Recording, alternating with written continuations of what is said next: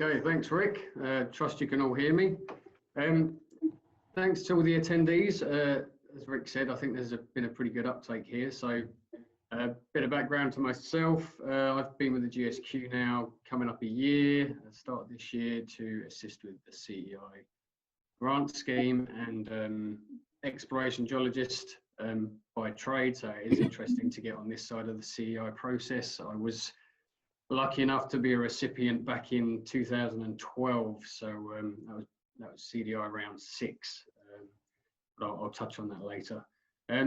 Like Rick said, this webinar is focused on the CEI round 3 recipients, which has happened earlier this year, and we'll learn a bit about their findings. But a good opportunity also, I think, to go back and have a look at the history of CEI, why it exists. It's been around now 13 years, and we'll have a brief look ahead as well, where it's going. And yeah, like I said, after I've finished, we'll hear from the four recipients present.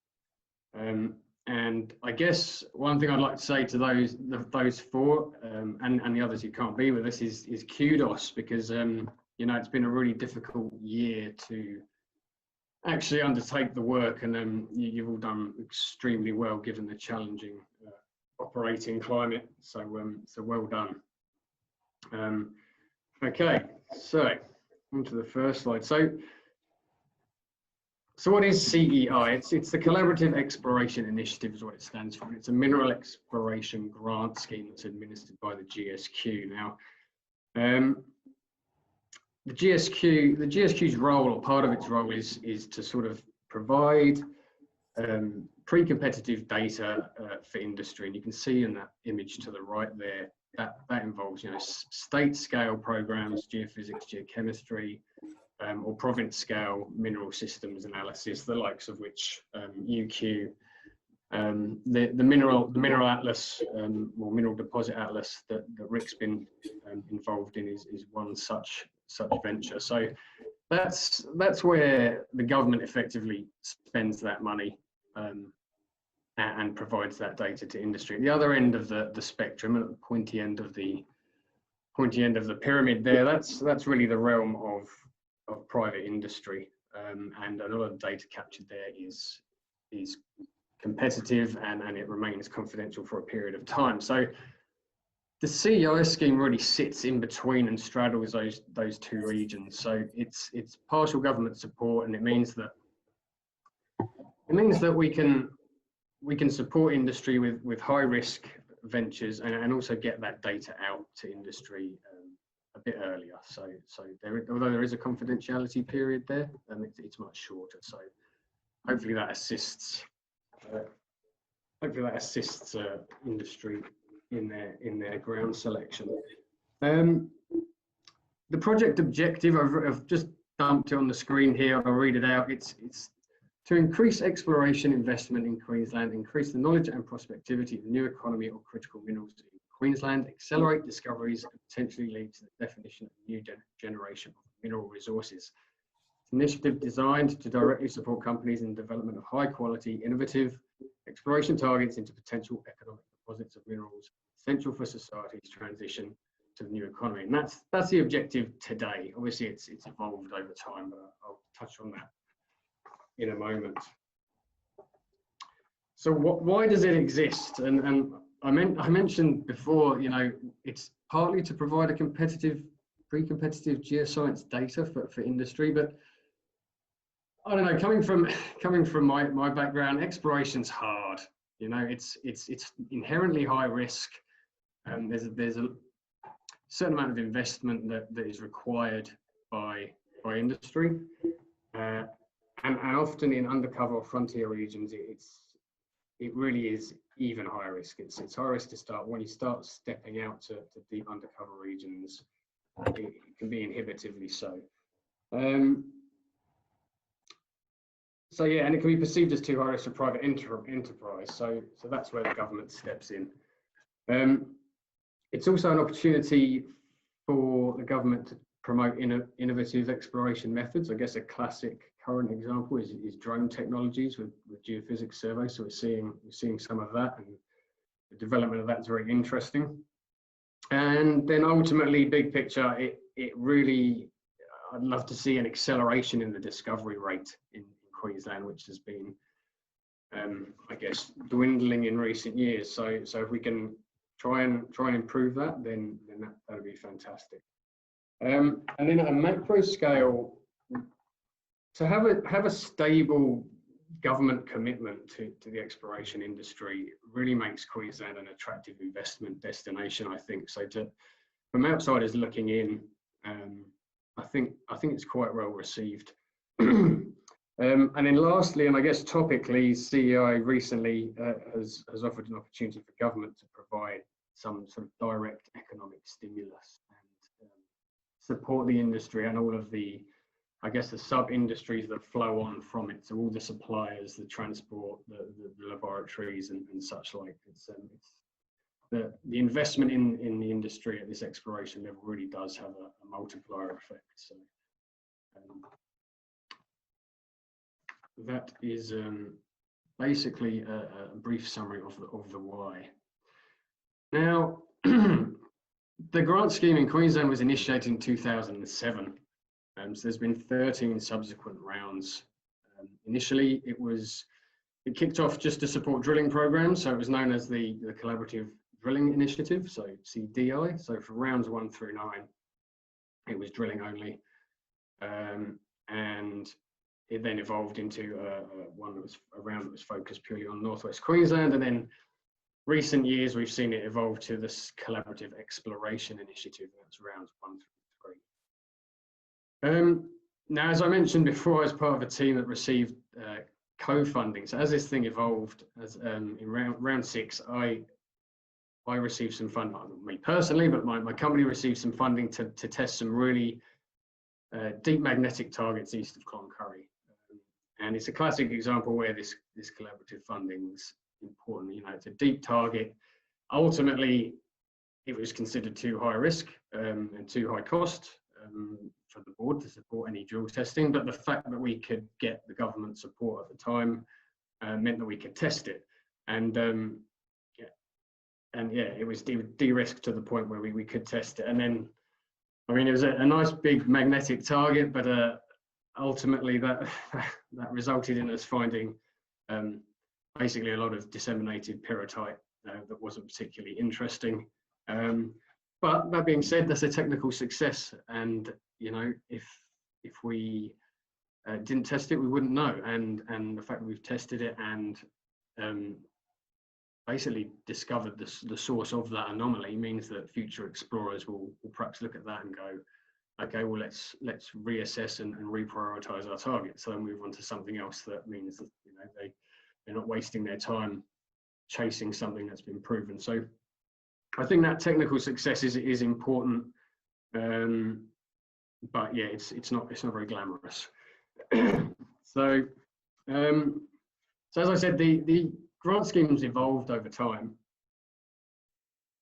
and it initially started as a co-funding scheme, and a lot of the other states run co-funding schemes. Now, our funds evolved into a direct and fully funded scheme, which is really well received. It means that although the companies have to ultimately pay for the program up front and then get reimbursed, they can be fully reimbursed, so it de-risks it for them. It also, as I mentioned, it was a drilling only scheme, and now that's also evolved into an allowance for early stage exploration. So it means we can do geochemical surface programs, we can do geophysics surveys, and the very early stage exploration can be supported too. Like I said, the geographic range has waxed and waned. There's been some focus in the northwest, but we're seeing a move towards a broader spread across the state. And then anecdotally, I've heard, you know, those 3 points at the top there are really well received, I think, by industry. The fully funding, the allowance for not just drilling, but earlier stage explorations, and being able to offer the grant scheme across the state is really well received. And then more recently, we've seen this shift towards the new economy minerals. So basically means CEI can really directly target minerals that are considered sort of strategically important for the state. So that's sort of where we currently stand, and that is the main focus of the current round. And that graph below, you will see rounds 1 through 10 really for collaborative drilling, and the funding sort of it fluctuates. And I show this one here because I want to show this as a comparison later on at where it's going. But you know, it's been good, but I guess on perhaps a little on the low side compared to other states. But that's certainly changing for the better. So yeah. Now, so over the 13 rounds, a couple of key metrics here. The map on the right, that's a map that shows all 122 projects that have been funded over the 13 years, and that's only the ones that have completed the work, those 122. 95 of which have been drilling, and then obviously with the advent of non-drilling being an allowed activity, there's been 28 of those. Over $10 million has been distributed over those 13 rounds, which is great, and 79 different companies supported. So you'll see that some companies come back for another go as they advance their project, and they might start off with generating a geophysics target, which they then subsequently want to drill, and that's great. It's nice to see these projects evolve. And I mentioned technical success before. Each of these projects get assessed, and technical successes generally account for about 50% of these projects. So we anticipate seeing this, and we have this anomaly, and we test it, and now we can explain it. So there's a technical success there, and there's also some built into that is a mineralization success. So it's a discovery of mineralization, but not necessarily something that would be considered or evolve into a mine. So I'll move on to that next, in fact, because there are a few success stories in terms of project progression. One being Wolford Creek up in the far northwest, which is a copper cobalt resource, which is proceeding to pre-feas stage, and that was initially funded, I think, back in 2000. I think it was around seven or eight. So 2013, 2014 was their first CEI fund, which really got the ball rolling for them. They've applied for subsequent grants, and they've been awarded, and some haven't. But yeah, it's great to see that early stage is now coming through to pre-fee. So that's one great example of what might be considered a success story. But like I said, success comes in many forms. It depends how you measure it. Another might be classified by an increase in the asset value. And a very current example, which I just spotted the other day, is a project called the Triumph Project, which has recently been sold just last week by Metal Bank for a consideration of up to $6 million. So again, early testing of this prospect was done in 2013 with CDI co-funding, and that's evolved and is progressing and has recently been sold on. So it's going down the pipeline and moving in the right direction. The other thing, which is a bit less, I guess, measurable, I get a few, I speak to a fair few applicants, and anecdotally, you see a lot of support in the corporate space. The CEI grants can really promote some sort of corporate activity, be it project acquisition, or even speaking to some applicants, they see that even with the government support for their project, they're just having that level of support. There's a greater investor sentiment. They like to see that the government is also encouraged by their projects, that they're willing to support it. And so, and on the success story, again, in terms of the efficacy of this scheme, the thing is, we might not actually realise the benefits of some of these rounds for another couple of years yet, because we're potentially assisting these early stage projects. It takes a long time to get these projects from the early stage to potentially a mine. So, and as I've said before, it's high risk and low probability. But the money that's being invested now, we might not see a tangible benefit for a couple of years yet. So that's always worth considering. And then there's also all the other flow-on effects, which I mentioned before, the jobs that come from it, and that's particularly relevant at the moment, and the economic multiplier effect. Now, I'm not going to go into that because I've read various reports from various grant schemes, and it really does depend on your criteria as to what the multiplier effect might be. But it's you know, I've read 3 times investment multiplier to 20 times. And it really does depend on the criteria, but nevertheless, it's money well spent, I think, is the way to describe it. And hopefully, yeah, well, you never know. Let's see what the rest of the guys have got to say today. Maybe there's some more success stories coming.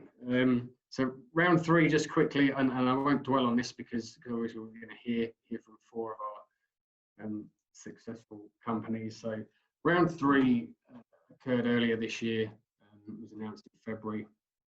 And we had a record at the time of 61 applicants. That's the most we'd ever had looking for support. And ultimately 7 projects were supported. And yeah, we're lucky to have 4 of those with us today. So Hammer Metals, we'll hear from Mark later, with the Calmano factor, we're supported across 2 projects. Transition Resources, we'll hear from Ken. Sean will talk for Chinova, and Bob will speak about Moho's project. SMA Mining had a lithium project in the northeast there. They were kind enough to jump on an earlier webinar earlier in the year with Rick and Helen. Unfortunately, Veco can't be present today, but we may hear from them in the future. But like I said, I'm not going to dwell on round 3 because we're about to hear a bit more. I will talk about round 4, which is current, and like I said, the previous round was 61 applicants. Round 4 really knocked the socks off of that. It was really well received. There was an increase in funding made available. So thanks to the Queensland government really pushing more funds, partly as an industry stimulus package, but we were able to commit $4 million to the round, which is just brilliant. You know, it's a big step up. Ultimately, that meant that we could support 25 projects, some of them up to $200,000, 200,000 being the maximum you can apply for. And the projects cover a range of commodities. So most of new economy minerals focused, but the broad spectrum of commodities, exploration methods. We've got drilling, we've got geochemistry, again, we've got geophysics surveys, we've got drone-based surveys. There's a real range, which is fantastic. Also, the company size is very skewed towards the smaller companies. There are a couple of big companies in there, but those projects are certainly warranted. But it's nice to see there's this natural skew towards the smaller companies who we can support or might be struggling at the moment, with tighter capital being available. And yeah, the map there shows again this great range of across the state. There's northwest represented, the northeast, east, southeast, and even in the far southwest there. So that's really good to support a lot of projects across the state. And then, so these are underway, announced in July. These projects will reach completion no later than May 2021. So hopefully we can have a sort of similar forum as we are doing now for round 3. We can do it for round 4. I might have to do it over a couple of webinars because we've got so many for round 4. But that would be great to see those round 4 results come in.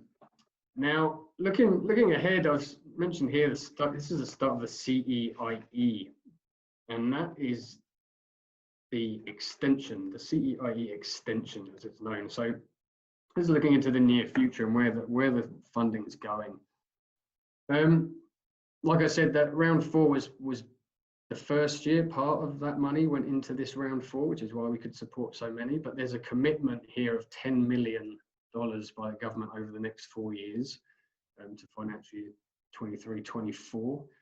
And what that means is we can support or throw $2.5 million at each round for the next 3 rounds, so rounds 5, 6, and 7, which means we can support probably, depending on the quantum requested, 15 to 20 projects a year or thereabouts, which is magnificent. I mean, if you look at that graph, you can see that's like a step change in the amount available and the amount of projects we're going to be able to support. So that's quite, I don't know, that's quite a powerful graph. I like that.